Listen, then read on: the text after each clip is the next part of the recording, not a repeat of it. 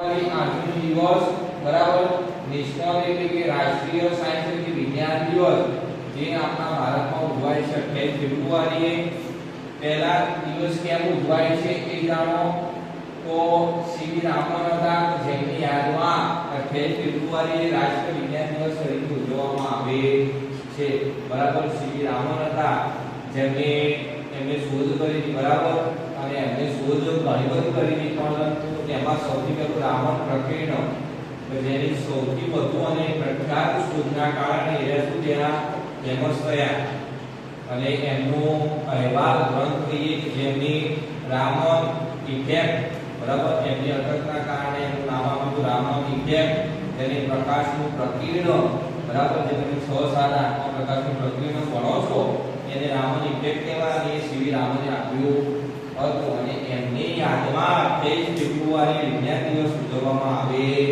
છે બરાબર જે પોતે ફિઝિશિયન હતા ફિઝિશિયન એટલે તો પણ ફિઝિક્સ તમારા વિજ્ઞાનમાં 3 ભાગ હોય ફિઝિક્સ કેમિસ્ટ્રી અને બાયોલોજી એમાં ફિઝિક્સમાં એના રસ ધરાવતા એટલે ફિઝિશિયન કહેવાતા અને એમની યાદમાં દિવસ ઉજવવામાં આવે છે બરાબર હવે આપણે આજે આમાં વિવિધ પ્રયોગો કરવાના છે બરાબર એમાં સૌપ્રથમ પ્રયોગ આપણો જોઈએ ધોરણ 8 ના છે વિદ્યાર્થીઓ બરાબર તો એ પ્રયોગ જોઈએ આ પ્રયોગ પહેલા તમારે છે કે આપણે વિદ્યુત પ્રવાહ પસાર તો કહીએ વિદ્યુત પ્રવાહ એટલે કે આપણે જે કરંટ કહીએ છીએ અહીંયા પંખો લાઈટ બધું ચાલુ થાય ને વિદ્યુત પ્રવાહ કહેવાય હવે આ વિદ્યુત પ્રવાહને આપણે શામાં પાણીમાં પસાર કરીશું બરાબર અને એના અંતે તમને શું જોવા મળે એ આપણે અવલોકન કરીશું તો એના માટે જો વિદ્યુત પ્રવાહ તરીકે તમે બેટરી લઈ શકો એની જગ્યાએ આપણે અહીંયા શું લીધું છે પાવર લીધા છે બરાબર સેલ જે આપણે એના અંદરથી વિદ્યુત મળશે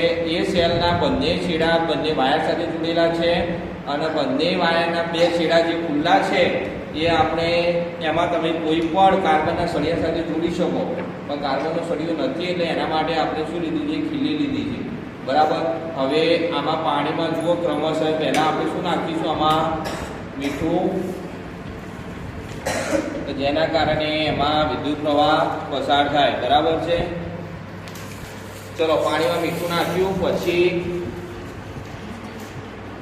હવે આ જે બંને આપણે જે ખીલીના ટુકડા લીધા બરાબર બે છેડા તો આપણા પાવર સાથે જોડાયેલા છે હવે આ બે છેડાને આપણે ક્યાં મૂકીશું પાણીમાં એને લટકતા રાખવાના નીચે એના બંને છેડા અડવા જોઈએ નહીં બરાબર હવે આને આ રીતે આને કમસે કમ 10 થી 15 મિનિટ આપણે શું કરી રાખવાનું પડી રાખવાનું અને એના પછી આપણે અવલોકન કરીને જોઈએ કે એનું શું થશે ચલો હવે આપણો બીજો પ્રયોગ છે આમાં આ પ્રયોગનું નામ છે ઉષ્માનું પ્રસરણ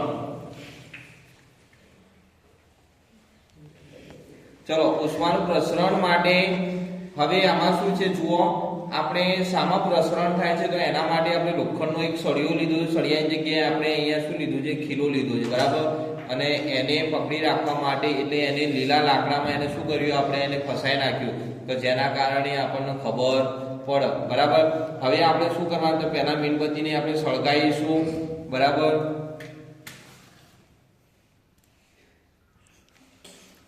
ચલો મીણબત્તી સળગાઈ હવે આપણે શું કરવાનું છે કે મીણબત્તી સળગી જાય પહેલા સરખી પછી આ જે લોખંડનો જે આપણે લીધો ખીલો એને આપણે શું કરવાનું છે મીણબત્તીના ઉપર આપણે એને પકડી રાખવાનો તો જેના કારણે એમાં શું થશે આપણે ખીલાનો કોઈ એક ભાગ પકડીશું ગરમ કરવા માટે બરાબર પરંતુ ધીમે ધીમે એ જ્યારે ખીલો એના મુખ્ય ભાગથી એટલે જેનું જે મથાળું છે ત્યાંથી ખીલો ગરમ થતો હતો છેક લાકડાના ભાગ સુધી ગરમ થશે બરાબર એ આપણે અહીંયા જોઈશું ચલો હવે જુઓ આપણે એને પેલા ખીલાને મથાળા બાજુથી ગરમ કરીશું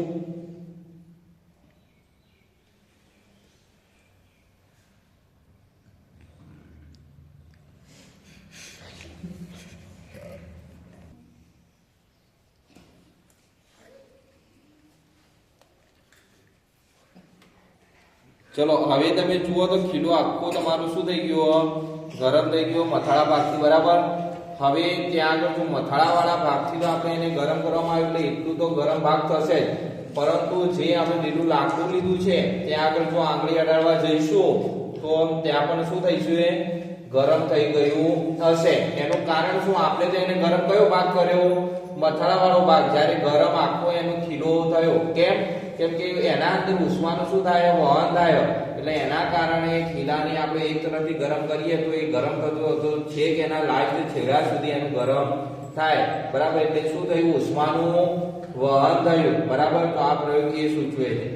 હવે આ પ્રયોગ છે પાણીનું શુદ્ધિકરણ. બરાબર?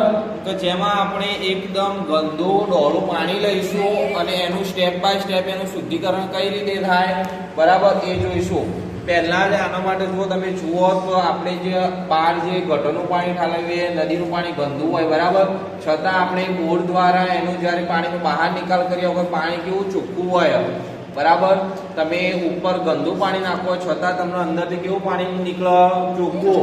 તો એનું કારણ શું હોય કે જમીનની અંદર આ જે આપણો કોલસો હોય, આ બધી જ પોષક તત્વો ક્યાં હોય? જમીનમાં રહેલા, જેના કારણે પાણીનું શું થાય? જે એના અંદર અશુદ્ધિ છે બધું શોષણ થઈ જાય અને શુદ્ધ પાણી નીચે જોવા મળે. બરાબર છે? એ કઈ રીતે થાય? તો એના માટે આપણે લીધું છે એમાં સૌપ્રથમ છે માટી, એના પછી છે ઝીણો કોકરો, બરાબર, એના પછી મોટી કપચી લીધેલી છે, એના પછી છેલ્લો કોલસો છે અને લાસ્ટમાં છેલ્લું રૂ છે. દરેક તત્વો પોતપોતાના અંદર એક ખાસિયત ધરાવે છે કે જે ગંદા પાણીમાંથી શું કરે? અશુદ્ધિનું શોષણ કરવા માટે કામ આવે. બરાબર?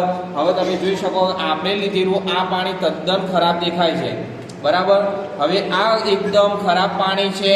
હવે આને આપણે શું કરીશું? અહીંયા ઉપરથી નાખીશું.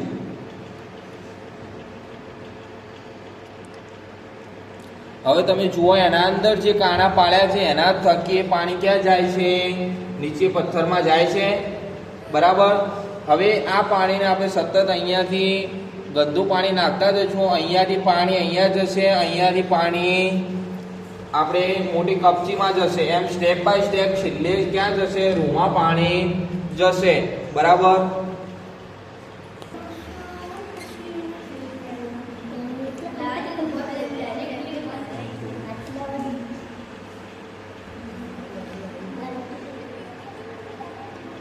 આ પાણી સ્ટેન્ડ ઉપર આમ તો રાખવાના હોય કપ, બરાબર, પણ સ્ટેન્ડના અભાવે ડાયરેક્ટ રાખ્યું છે.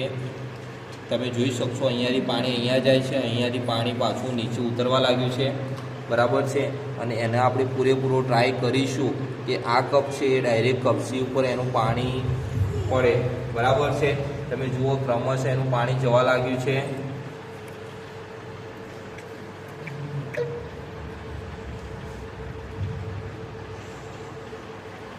તમે જુઓ એમને જોવા મળશે કે અહીંયા જે પાણી છે એકદમ ડોળું છે. બરાબર? અને સૌથી પહેલી માટી છે, જ્યારે અહીંયા પાણી જે ટીપા ટીપે પડવા લાગે ને એ ઓલરેડી પાણી કેવું થઈ ગયું છે? ચોખ્ખું થઈ ગયું છે. બરાબર?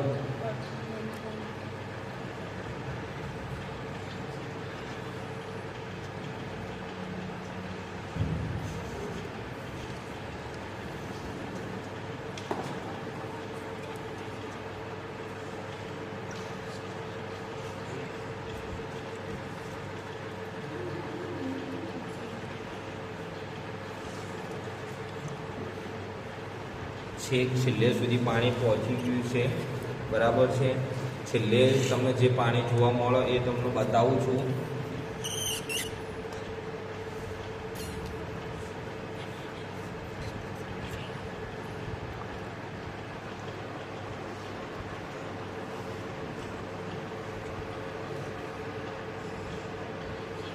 ચલો હવે જુઓ તમે, ઓલમોસ્ટ આપણું ઉપરથી નાખેલું બધું પાણી પડી ગયું. બરાબર? છેક નીચે સુધી હજુ કોલસામાં પાણી છે, કેમ કે કોલસો હજુ અશુદ્ધિનું શું કરે? શોષણ કરે. છેલ્લે રૂ છે. હવે જુઓ જે કપમાં પાણી આવ્યું છે એ પાણી જુઓ અને આપણે જે પાણી લીધું એમાં કેટલો ફરક જોવા મળે તમને.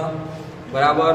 હજુ શું છે કે આપણે લીધેલું હજુ કોલસાના મોટા ટુકડાના કારણે હજુ પૂરતા પ્રમાણમાં શોષણ થયું નથી. પરંતુ તમે જુઓ આપણે લીધેલું પાણી એકદમ ડોળું હતું, અહીંયા જુઓ તમે એકદમ કાળા છે.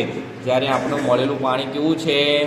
એકદમ શુદ્ધ પાણી જોવા મળે છે. તો એનો મતલબ શું થયું? આપણે અશુદ્ધ પાણી નાખ્યું હતું પણ સ્ટેપ બાય સ્ટેપ એનું શું થયું? શુદ્ધિકરણ થયું. બરાબર?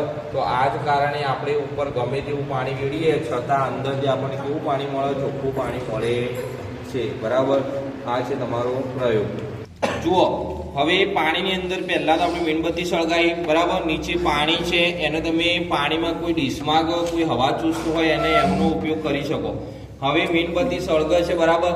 એનો મતલબ કે આ શું છે? ઓક્સિજન હાજર છે. હવે આપણે એના ઉપર આ ગ્લાસ શું કરી નાખીશું? ઊંધો પાડીશું, બરાબર. અને ગ્લાસ ઊંધો પાડીશું એટલે શું થઈ જશે કે એના અંદર ઓક્સિજન મળતો બંધ થઈ જશે, બરાબર. તો તમે જુઓ, પહેલા સળગે છે મીણબત્તી અને આપણે એના ઉપર શું કરી નાખ્યું? ગ્લાસ ઊંધો પાડી નાખ્યું, બરાબર. ચલો હવે જુઓ તમે, મીણબત્તી શું થઈ ગઈ? ઓલવાઈ ગઈ, બરાબર. મીણબત્તી ઓલવાઈ ગઈ, પરંતુ શું થશે? એના અંદર ઓલવાઈ ગઈ. આ ગ્લાસ લીલાના કારણે અંદર દેખાતું નથી, બાકી જેટલું પાણી આપણે ગ્લાસ ઊંધો પાડ્યો એના કરતાં પાણી ક્યાં ઉપર ચડવા લાગશે. કેમ કે એના અંદર ઓક્સિજનની કમી થઈ, મીણબત્તી સળગતી એટલે અંદર ઓક્સિજનની જરૂર પડે, એ ઓક્સિજન મળે ના એટલે બહારથી શું કરશે? ખેંચશે, કે જેના કારણે પાણી શું થઈ જશે? આ જુઓ, એકદમ ફિટ થઈ ગયો ગ્લાસ, બરાબર. આમથી આમ કરશો ને તો ગ્લાસ નીકળે પણ નહીં, બરાબર.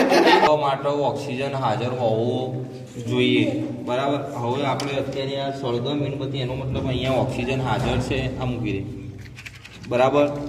હવે અહીંયા ઓક્સિજન હાજર હોવાના કારણે અહીંયા સળગે છે, બરાબર. હવે અહીંયા ઓક્સિજન જો હાજર ન હોય, તમને બધાને ખબર કે જ્યારે કોઈ આગ લાગે તો ત્યાં આગળ ઓલવવા માટે શાનો? કાર્બન ડાયોક્સાઇડનો ઉપયોગ થાય, બરાબર.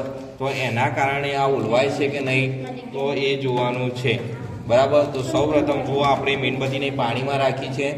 હવે એના અંદર જે આપણી ઈનો સોડા હોય એ આપણે શું કરીશું? એના અંદર થોડી એડ કરીશું, જેના કારણે એના અંદર ઉભરો આવશે અને કાર્બન ડાયોક્સાઇડ વધશે, બરાબર. અને પછી જોઈશું તો શું થશે? મીણબત્તી ઓલવાઈ જશે.